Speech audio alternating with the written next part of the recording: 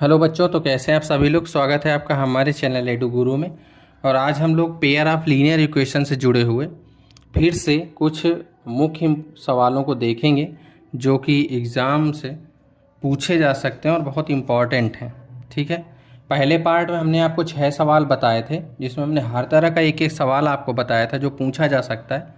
और second part में भी हम आपके लिए बहुत अच्छे सवाल हैं। देखिए, पहला हमने एक शामिल किया है जो पूछा जा सकता है। देखिए, पिछले वाले पार्ट में मैं आपको एक बार फिर से बता दूं।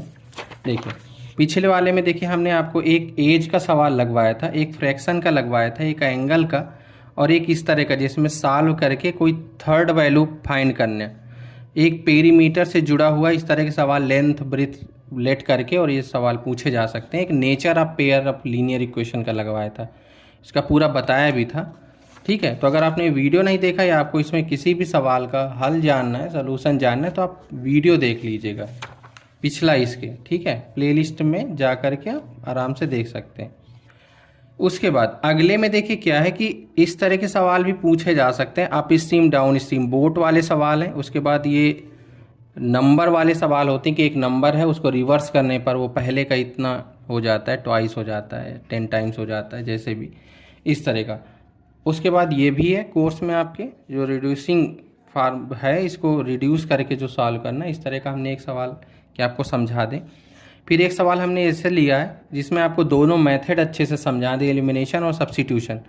उसके बाद ये दो बहुत मोस्ट इंपॉर्टेंट क्वेश्चन, इन दो में एक सवाल पक्के से ही आएगा। ए और बी की वैल्यू निकालो कि pair of linear equation infinite हैं और नो सलूशन है। इस तरह के सवाल जरूर से ज़रूर पूछे जाते हैं, तो एक एक करके इनको हम लोग हल करते हैं। आप भी कापी पेन लेके हल करिए साथ साथ, तो बहुत ही अच्छी बात है। तो आपको इससे क्या होगा कि क्वेश्चन लगाने की टाइमिंग भी पता चलेगी कि हमने इतने टाइम पे हल किया।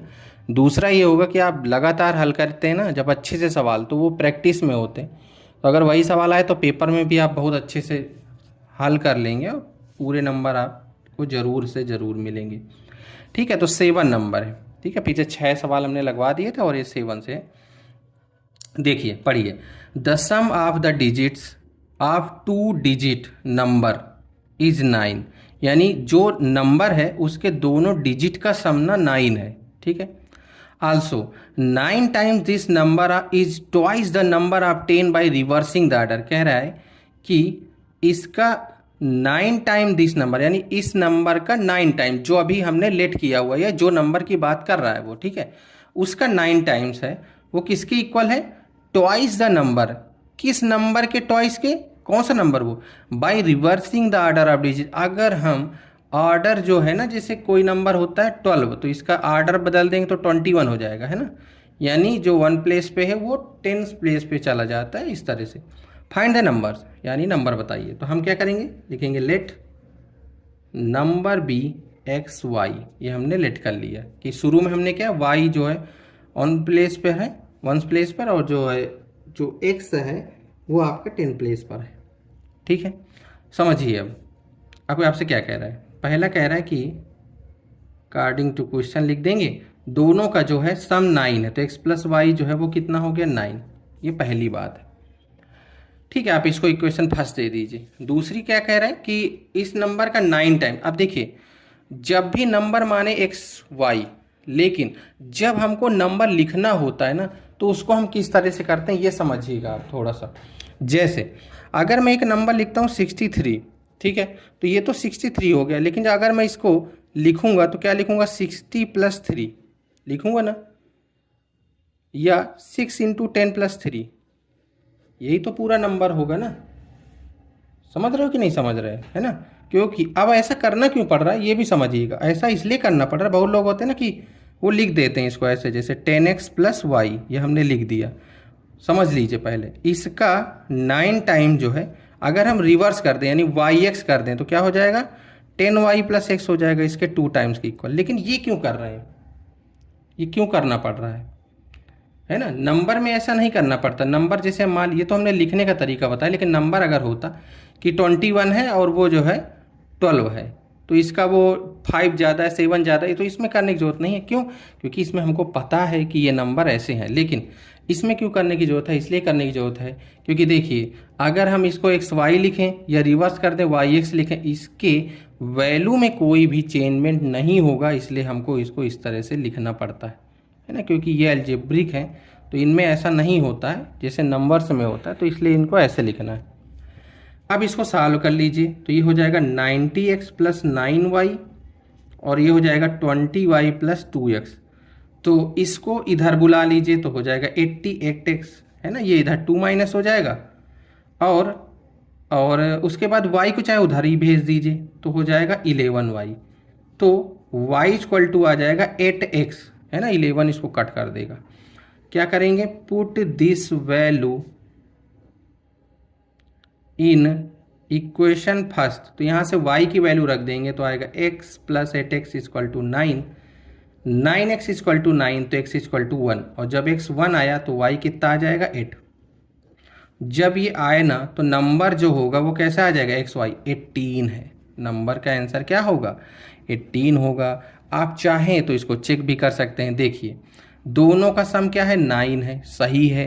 फिर कह रहा है कि इसका 9 टाइम्स, इसका 9 टाइम्स 18 का 9 टाइम जो है वो अगर नंबर रिवर्स कर देते हैं तो 81 इसके 2 टाइम के इक्वल है ना, तो ये भी यही आएगा, ये भी यही आएगा। इसका मतलब हमने जो निकाला है वो सही है, ये आपको रफ में ऐसे चेक कर लेना है रफली, ठीक है।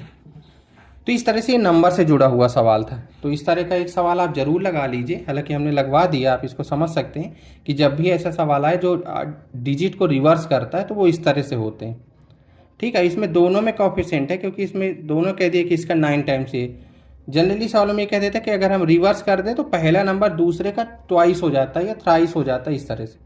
तो जैसे जो कंडीशन थी रिवर्स ऐसे करना है। आपको 2 इक्वेशन मिली, आप सॉल्व कर लो, जो आंसर निकालो उस पर चेक भी कर लो कंडीशन को, सही है तो हमारा सवाल सही है, ठीक है। इस तरह से 7 है। उसके बाद 8, ये सवाल भी इंपॉर्टेंट है और ये बहुत बच्चों की शिकायत होती है कि ये वाला ना भूल जाते हैं, वो कुछ लोग तो रटे होते हैं डाउन स्ट्रीम अप स्ट्रीम वाला। तो इसको समझ लीजिए, आपको रटना नहीं पड़ेगा, आप अगर ढंग से इसको समझिए, मैं आपको बहुत कोशिश करूँगा कि आपको बहुत अच्छे से समझाऊँ। देखिए सवाल जो इसके होते हैं उसमें ये दिए होता है कि इसकी कहानी समझ लीजिए इन सवालों को। सबसे पहले तो कहानी ये होती है कि एक बोट है और यहाँ पे नदी बह रही है स्ट्रीम में, ठीक है। बोट जो है ना, या यहाँ बोट भी हो सकता है, कोई आदमी भी हो सकता है, यानी कोई जो तैराक हो, स्विमर हो, वो भी हो सकता है, कोई दिक्कत नहीं। तो वो कहेगा कि अगर इसमें ना जिधर वो बह रही है नदी उधर चले अगर कोई, ठीक है, तो अगर उधर ही चलता है, उधर चलने का मतलब है डाउन स्ट्रीम हो जाता है। तो डाउन स्ट्रीम अगर वो जाएगा तो समझिएगा, डाउन स्ट्रीम जब जब जाएगा तो अगर उधर ही चला, जैसे आप समझिए इसको कि हवा जिधर चल रही हो ना, हम उसी डायरेक्शन में साइकिल चलाएं तो क्या होगा, हमें पैडल थोड़ा सा कम मारना पड़ेगा और हम हो सकता है जल्दी भी पहुंच जाए, कम समय लगेगा क्योंकि हमको कम मेहनत करनी पड़ेगी। लेकिन जिधर हवा चल रही ना उसके अपोजिट डायरेक्शन में हम साइकिल चलाएं तो हमें पैडल क्या होगा, बहुत तेज़ी मारना पड़ता है, क्योंकि हवा हमको पीछे की ओर धक्का देती। तो वही कहानी यहाँ होती। तो अगर डाउन स्ट्रीम होती है तो क्या होगा, समय कम लगेगा। तो वो कहेगा कि बोट जो है ना वो 30 kilometre up stream and 44 kilometre down stream जाता है 10 आवर्स में। और फिर कह रहा है कि अगर वो 40 किलोमीटर अप स्ट्रीम और 55 किलो डाउन स्ट्रीम जाता है वो 13 घंटे में जाता है। तो कह रहे हैं दोनों की ये हमको जो है अलग अलग स्पीड बताओ। तो इनके लगाने का तरीका ये होता है कि सबसे पहले तो लेट करना होता है कि let speed of boat in still water, मतलब रुके हुए पानी में उसकी जो स्पीड है वो कितनी है बोट की, वो है x, इतने किलोमीटर पर आवर। क्यों, क्योंकि यहाँ कहानी किलोमीटर और आवर से चल रही है। उसके बाद स्पीड ऑफ बोट मान लिए, उसके बाद मान लो स्पीड ऑफ स्ट्रीम, तो वो कितनी है y किलोमीटर पर आवर, ठीक है। ये नाव हो गई, ये धारा हो गई, इसको हिंदी में धारा बोलते हैं, ऐसे स्ट्रीम बोलते हैं। तो अब देखिए, अब कंडीशन समझिए, हमको दिया टाइम और डिस्टेंस, ठीक है, टाइम और डिस्टेंस हमको दिया हुआ है। अब देखिए हमको टोटल टाइम दिया है, मतलब एक का नहीं दिया, हमको कह रहा है कि आप स्ट्रीम में इतना जाना। अब आप थोड़ा सा इसको लगा लीजिए, जैसे हम लिख लेते हैं speed of boat in up stream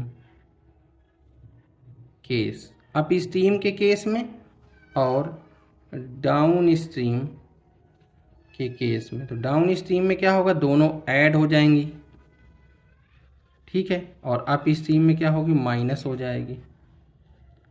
ये दोनों की आ गई फाइनल स्पीड की। जब वो अप स्ट्रीम में चलेगा तो इस स्पीड से चल रहा होगा, क्योंकि वो उसको पीछे धक्का दे रहे हो ना, तो वो स्पीड को क्या करेगा, माइनस करेगा। तो ये होगा, जब उसी में जाएगी तो दोनों वेलोसिटी मतलब स्पीड दोनों की ऐड हो जाएंगी, ठीक है। अब देखिए, अब जो हमसे सवाल कह रहा है वो करना है हमको अकॉर्डिंग टू क्वेश्चन, समझिएगा, ठीक है। अब क्या है अकॉर्डिंग टू क्वेश्चन, देखो क्या है कि भैया जो टाइम होता है ना, वो क्या होता है, डिस्टेंस अपान स्पीड होता है, ठीक है, डिस्टेंस अपान स्पीड। तो देखिए डिस्टेंस कितनी गई अप स्ट्रीम में, 30, अप स्ट्रीम में कितनी गई 30, और उसकी स्पीड क्या है, x माइनस वाई, ये गया up stream, plus down stream में 44 गया, और ये दोनों का टाइम मिलाकर कितना हो गया, 10 घंटे हो गए। पहला ये कह रहा है। दूसरा क्या कह रहा है कि 40 गया अब इसमें और 55 गया डाउन स्ट्रीम में, तो उसको लगे 13 घंटे। ये पहले के घंटे, दूसरे दोनों को जोड़ दिया 13 आवर आए। इतने घंटे, दो इक्वेशन आपको मिल गई, आपको दिख रहा होगा। बस इन्हीं को सॉल्व करना है, इन्हीं को लगा लेना है। जो पूरी कहानी सजी हुई है सवाल में वो इसकी है मेन। बस तो ये आपको समझ लेना कि अगर डाउन स्ट्रीम का मतलब होता है कि अगर इधर नदी बह रही हम भी इधर ही चलें, तो नदी समझिएगा, अगर नदी वाई से बढ़ रही हम एक्स से चल रहे हैं, तो जब दोनों साथ साथ चलेंगे तो एक्स प्लस वाई हो जाएगा। नदी हमको इधर चल रही, हम उधर भागे जा रहे हैं, तो उल्टा डायरेक्शन में एक्स माइनस वाई हो जाएगा। ये याद रखना है। डाउन स्ट्रीम में दोनों ऐड होते हैं, अप स्ट्रीम में माइनस होते हैं, ठीक है। तो इन दोनों की स्पीड निकाल लिया, फिर लगाना डिस्टेंस बाई स्पीड। तो डिस्टेंस आपको अलग अलग दी हुई है, दोनों का टोटल काउंट किया 10 आवर, इसका दोनों काउंट किया 13 आवर। बस इसको ना सॉल्व करना है, ठीक है। इसलिए मैं इधर करेंगे, देखिए इसको हल कर लेंगे अलग से, ठीक है। मतलब आपको यही हल करना है, ठीक है, यहाँ जगह नहीं। मैं थोड़ा सा पहले इसमें आपको बता दे रहा हूँ। देखिए तो समझ लीजिए कि एक फर्स्ट इक्वेशन ये हो गई और सेकेंड इक्वेशन ये हो गई, ठीक है। अब आप जानते हैं कि जब ऐसी कोई कंडीशन बन जाती है जहाँ पर इस तरह का कोई हो, जहाँ पर ये सेम वैल्यू हो, तो इनको कैसे करते हैं, रिड्यूस करके करते हैं।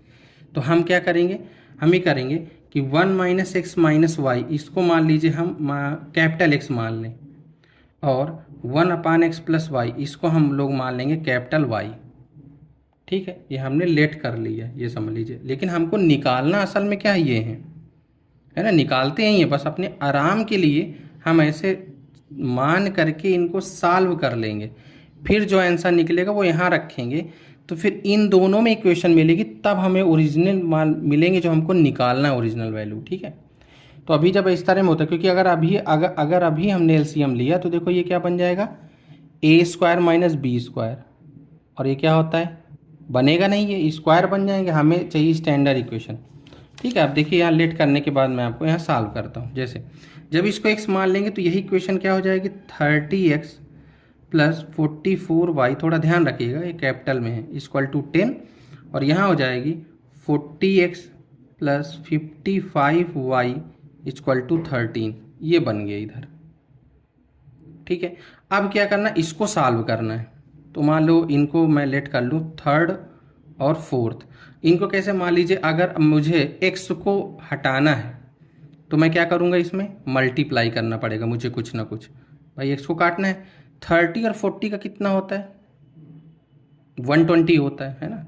120 बनाना है मेरे को, तो मैं क्या करूँगा, थर्ड में से 4 का मल्टीप्लाई करूँगा क्योंकि 120 है, और सेकेंड में यानी 4 में थर्ड का करूँगा और माइनस कर दूँगा। तो यहाँ पर समझिएगा, जब 4 का होगा तो क्या होगा, 120x प्लस यहाँ 4 होगा तो 4 4 जा 16 और 17y इक्वल टू 40, और यहाँ होगा 3 का, तो 120x प्लस 3 5 जा 15 और 16y इक्वल टू 39। अब माइनस कर दूंगा तो ये कट जाएगा यहाँ से, और यहाँ से कितना आएगा आपका, यहाँ से देखिए, यहाँ से तो आ गया 1, और यहाँ का कितना होगा, ये प्लस में है ये माइनस में है, तो यहाँ से कितना आ जाएगा 11y।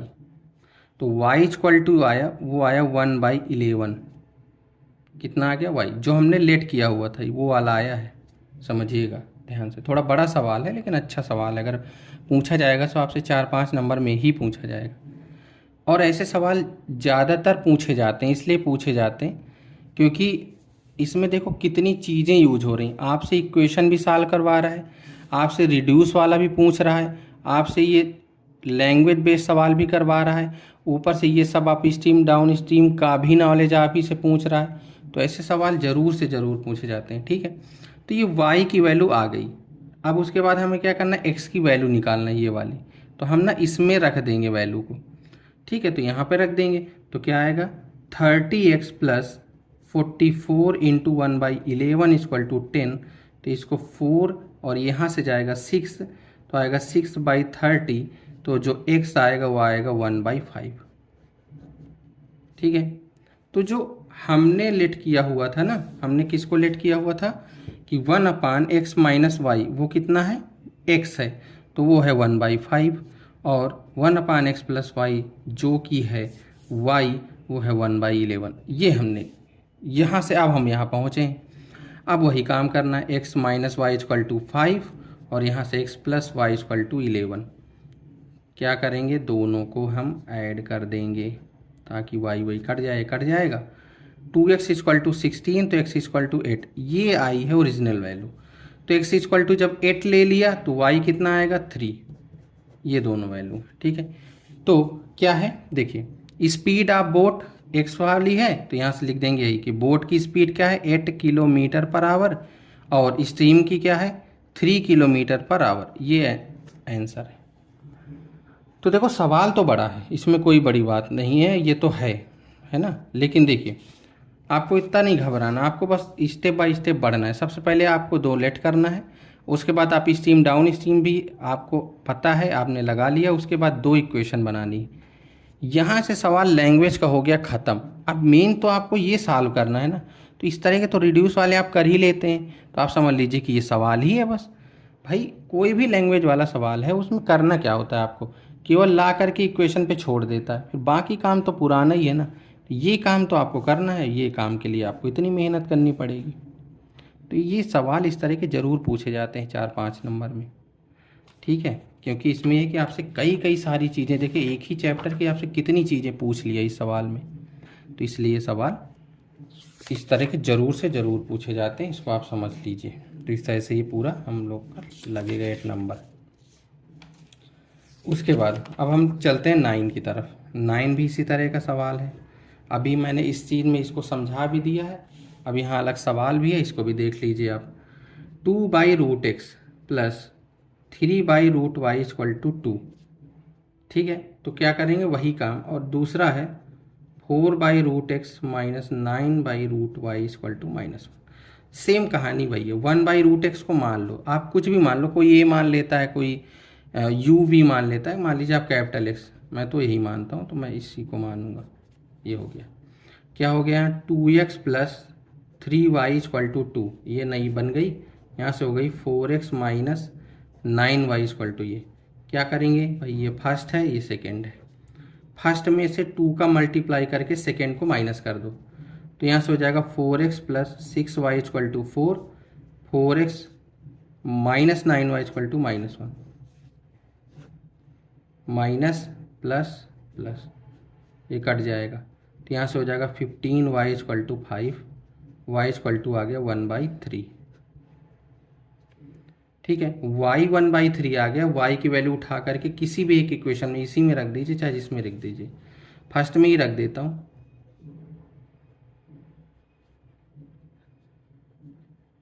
तो यहाँ से ये आता है 1, x आ जाता है 1/2।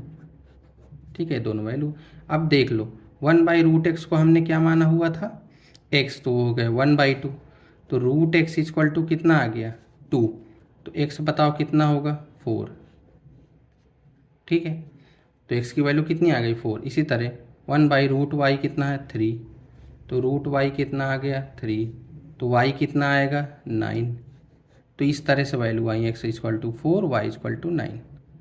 तो ऐसे सवाल भी पूछे जा सकते हैं, क्योंकि इसमें देखो ये इसलिए पूछे जाने की ज़्यादा इनकी पॉसिबिलिटी होती है क्योंकि देखिए यहाँ पर ये चीज़ तो आपसे पूछ ही लिया ना, इस तरह की क्वेश्चन को सॉल्व करना। तो इस तरह की नहीं पूछता, वो ऐसी पूछता है ताकि वो रिड्यूस वाला भी पूछ सके और इस तरह के भी पूछ सके आपसे। ठीक है, तो ये था 9 नंबर। उसके बाद 10 नंबर देखिए, तो 3 सवाल ही बचे। 10 में समझिए, 10 में कह रहे solve the equation elimination and substitution. तो इसको समझिए, मैं आपको दोनों मेथड समझा देता हूँ। देखिए यहाँ है एलिमिनेशन और यहाँ है सब्स्टिट्यूशन। आप दोनों का मतलब जान, एलिमिनेट का मतलब होता है किसी चीज़ को हटाना, ठीक है, एक को हटा ही दो पूरा। और सब्स्टिट्यूट का मतलब क्या होता है कि एक से, हिंदी होती है प्रतिस्थापित करना, किसी से सब्स्टिट्यूट करना मैंने क्या होता है, किसी को उठा करके किसी दूसरी चीज़ में रख देना। ठीक है, एलिमिनेशन में समझिए ये इक्वेशन है और दूसरी इसको मैं इधर ही बुला लूँ और पूरी स्टैंडर्ड बना के इस तरह से, ये फर्स्ट है एलिमिनेशन में समझिएगा। तो एलिमिनेशन में या तो आप x को काटिए तो y को, जो आसान लगे। ये आसान है, तो फर्स्ट में क्या करेंगे, 3 का मल्टीप्लाई करेंगे, फिर सेकेंड में माइनस कर देंगे। तो 3 करेंगे तो 9x minus 15y minus 12 equal to 0, और इसमें से ये माइनस माइनस प्लस प्लस ये कट जाएगा, कितना आएगा, माइनस का 13y माइनस का 5। तो y जो आएगा वो कितना आ जाएगा, 5/13 माइनस 5/13, ये y की वैल्यू होगी। ठीक है, और उसके बाद यहाँ से x की वैल्यू कितनी होगी, तो यहाँ देखो रख लेंगे हम, किसी में भी रख लो, फर्स्ट में ही रख लो आप। तो यहाँ से हो जाएगा 3x minus 5 into minus 5/13 minus 4 equal to 0। ठीक है, तो 3x प्लस 25/13 माइनस 4, तो यहाँ से 3x इक्वल टू क्या आएगा, ये उधर चला जाएगा तो यहाँ माइनस का हो जाएगा और ये हो जाएगा प्लस का 4। 3x इक्वल टू यहाँ से 13 एलसीएम ले लेंगे तो आएगा माइनस 25 प्लस, और यहाँ से आ जाएगा 52। ठीक, तो यहाँ से आएगा 3x माइनस 27/13, ये यहाँ से 9 टाइम्स कट जाएगा तो x इक्वल टू आएगा 9/13। ठीक, तो y की वैल्यू आई -5/13, x की वैल्यू आई 9/13। ठीक, सब्स्टिट्यूशन में क्या होता है देखिए, सब्स्टिट्यूशन में देखिए 3x minus 5y minus 4 equal to 0, 9x minus 2y minus 7 equal to 0। किसी भी एक का वैल्यू उठा करके दूसरे में पुट कर देना। मान लीजिए मैं यहाँ से x का वैल्यू उठा लूँ तो उधर भेजूँगा तो हो जाएगा 5y प्लस 4/3। ठीक है, और यही वैल्यू को उठा करके यहाँ पुट करना, तो 9x की वैल्यू है 5y plus 4/3 minus 2y minus 7 equal to 0। ये इसको काट देगा, 3 के यहाँ मल्टीप्लाई करा देंगे तो आएगा 15 प्लस 12 माइनस 2y माइनस ये, तो यहाँ से क्या आ जाएगा 13y प्लस 5 इक्वल टू 0, तो y इक्वल टू माइनस 5/13। ठीक है, तो देखो आंसर वही मिलेगा। अब यहाँ क्या करेंगे, वही फर्स्ट में रख देंगे तो यही सेम हल होगा। तो बाकी तो सेम रहता है, लेकिन सब्स्टिट्यूट में क्या करना है, एक को उठा करके सॉल्व करना है। कभी कभी इसमें बहुत फ़ायदा होता नहीं, जैसे कट गया, अगर इस तरह का आ गया तो फिर रखने वाली प्रॉब्लम हो जाती है, हल करने वाली सवाल बड़ा हो जाता है। अगर ये 5 4 3 इस तरह का कुछ आ जाता तो वही सवाल आसान हो जाता। तो कभी सब्स्टिट्यूशन, अब देखो सब्स्टिट्यूशन में एक बार रख दिया लेकिन यहाँ आसान हो गया, बाकी तो फिर वही है। तो काम दोनों के लिए बराबर होता है, लेकिन ये है कि किसी किसी में एलिमिनेशन ज़्यादा फ़ायदा हो जाता है। ज़्यादातर एलिमिनेशन ज़्यादा सही होता है जहाँ पे सी हो, जैसे सी भी नहीं है तो वहाँ पे सब्स्टिट्यूशन ज़्यादा सही, जैसे सिर्फ एक्स और वाई के टर्म हो, जैसे इस तरह के। तो यहाँ आसान होता है कि एक्स इक्वल टू 5y रख दो, तो फिर ये सब्स्टिट्यूशन आसान हो जाते हैं। ठीक है ना, आपको जो सरल लगता है आप उससे लगाना है। दोनों को एक एक सवाल हमने इसीलिए समझा दिए, क्योंकि ये आना भी चाहिए, नहीं ये नहीं आएंगे तो फिर आप कोई भी इक्वेशन के सवाल नहीं हल कर पाएंगे। ठीक है, अब हम लोग 11 नंबर देखते हैं। ठीक है, तो इसमें देखिए क्या दिया है, for which values of A and be the following pair of linear equation have an infinite number of solution. तो देखिए जब ऐसे सवाल आए तो जैसे आपको नेचर और सॉल्यूशन के बारे में आपको पहले वीडियो में बनाया ना इस चैप्टर के, वैसे ही ये सवाल होते हैं। ठीक है, तो यहाँ देखिए, इसको अगर हम लिखेंगे सही से इसकी स्टैंडर्ड इक्वेशन में तो ये कुछ ऐसा आएगा। ठीक है, और इसको लिखेंगे तो आएगा a minus b x plus a plus b y minus 3a plus b minus 2। ठीक है, अब हमसे कह रहे हैं कि a और b का वैल्यू बताओ कि ये जो पेयर दिया है लीनियर इक्वेशन का, इसके इनफाइनाइट नंबर ऑफ सॉल्यूशन। तो देखिए, इनफाइनाइट नंबर ऑफ सॉल्यूशन कब होता है? जब लाइन जो है वो कॉन्सिडेंट होती हैं तभी होता है। यानी अगर इसके इनफाइनाइट नंबर ऑफ सॉल्यूशन बनाने हैं तो a1/a2 equal to b1/b2 equal to c1/c2 करना पड़ेगा। ठीक है, तो अब हम क्या करते हैं, यहाँ से ये a1 b1 और c1 ले लेते हैं, यहाँ से a2 b2 और ये c2 ले लेते हैं और इसी कंडीशन में रखते हैं। ठीक है, तो जब रखेंगे तो क्या आएगा, यहाँ से 2/a1 2 हो गया, a2 क्या a minus b, 3/a plus b equal to -7/-3a plus b minus 2। तो ये माइनस माइनस कट जाएगा। अब हमको क्या करना है, ए और बी का वैल्यू निकालना है। हमें मालूम है कि ये तीन चीज़ें जो है आपस में इक्वल है। अगर इक्वल है तो पहली बार हम क्या करेंगे, इन दो को ले लेंगे। ठीक है, मतलब इन दोनों को लेंगे तो 2/a minus b equal to 3/a plus b ये होगा। जब आप इन दोनों से सॉल्व करोगे तो आएगा 2a plus b equal to 3a minus b. तो यहाँ से हो जाएगा 2a plus 2b equal to 3a minus 3b। तो a को उधर भेज देंगे तो हो जाएगा a, b को इधर बुला लेंगे तो हो जाएगा 5b। a इक्वल टू क्या आ गया, 5b। एक तो ये मिला। दूसरा क्या है कि अब अगली बार किसी को भी इक्वल कर दो, चाहे इसको ले लो, चाहे इसको ले लो। तो हम किसी को भी ले लेते हैं, कोई दिक्कत नहीं। बस हमें एक इक्वेशन और चाहिए। तो यहाँ मैं माइनस हटाए दे रहा हूँ, 7/3b और यही लगते हैं। 2 का मल्टीप्लाई यहाँ कराओगे तो आएगा 6a प्लस 2b माइनस 4। 7 का कराओगे तो 7a माइनस 7b। ठीक है, और यहाँ से आप a को उधर भेज दीजिए, a वाला पार्ट तो a होगा, इसको इधर बुला लीजिए तो 9b माइनस 4 होगा। a की जगह पे हम 5b रख देंगे तो ये इधर आएगा तो 4b हो जाएगा इक्वल टू 4, यानी b इक्वल टू 1। b अगर 1 है तो यहाँ रख दोगे तो ये कितना आएगा, 5। तो इसका मतलब ये है कि इस इक्वेशन में जो इसके दिया है कॉन्सिडेंट लाइन में, अगर b को 1 ले लें, a को 5 ले लें, अगर हम ये दो वैल्यू ले लेंगे तो ये जो लाइन बनेगी वो इस लाइन के साथ क्या हो जाएगी, कॉन्सिडेंट हो जाएगा और इस तरह से हमको इनफाइनाइट सोल्यूशन मिलेंगे। अगर आपको जांचना है, चेक करना है, तो आप b और a का वैल्यू यहाँ पर रख भी दीजिए और रख करके इसको जब सॉल्व करेंगे ना तो ये वही लाइन बनेगी जो इसके कॉन्सिडेंट होगी। ठीक है, तो इस तरह से आप रख करके उसको चेक भी कर सकते हैं। तो 11 नंबर है। इस तरह के सवाल ज़रूर से ज़रूर पूछे जाएंगे, पहले तो आप ये समझ लीजिए। फिर इसी तरह का हमने एक और लिया है, उसको आप देख लीजिए एक बार। 3x plus y equal to 1। तो इसकी स्टैंडर्ड इक्वेशन होगी ये। उसके बाद 2k minus k x plus k minus 1 y equal to 2k plus 1। तो ये सी वाला पार्ट भी मैं इधर ही बुला लेता हूँ। ठीक है, ये हो गया। इसमें भी वही काम। अब देखिए, इसमें कह रहे हैं कि वैल्यू आप के बताओ कि इसके कोई सलूशन ना हो, नो सलूशन। तो यहाँ क्या होगा, फॉर नो सलूशन। ठीक है, यहाँ पर मुझे लिखना चाहिए फॉर इनफाइनाइट सलूशन पिछले क्वेश्चन में, फिर ये कंडीशन लगा दें।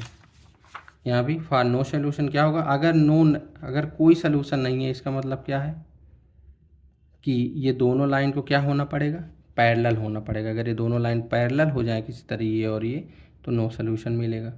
तो ये कंडीशन हमको लगाना है, और जब लगाना है तो क्या करेंगे, a1 निकाल लीजिए, 3/2k minus 1 equal to b1 1/b2 k minus 1। Does not equal to C1 -1 और ये -2 के +1।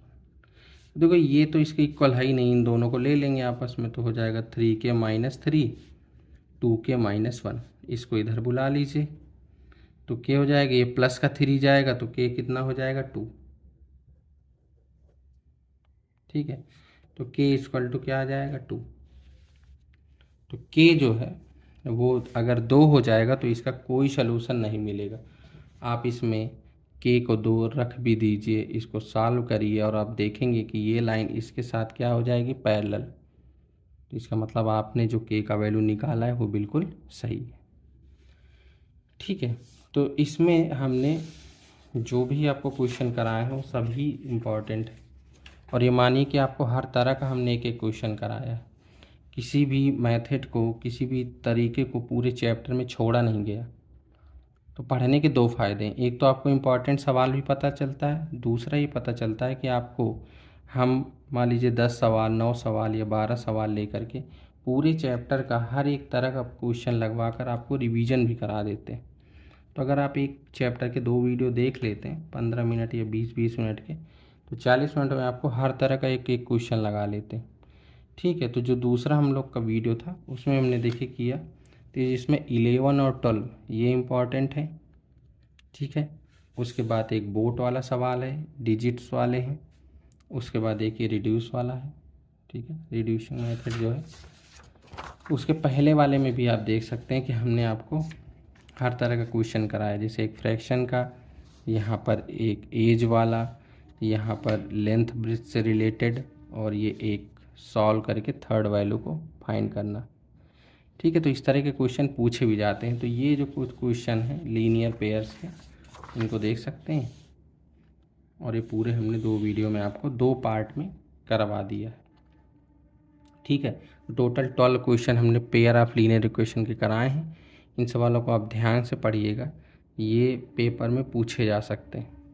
ठीक है, अब हम लोग जो है अगला चैप्टर जो हमारा है क्वाड्रेटिक इक्वेशन, तो उस पर हम लोग मिलेंगे अगले वीडियो में और उसके भी जो जो इम्पोर्टेंट क्वेश्चन होंगे उनको हम करवाएंगे। ठीक है, तब तक के लिए धन्यवाद। अपनी पढ़ाई जारी रखिए, अपनी तैयारी अच्छी करिए।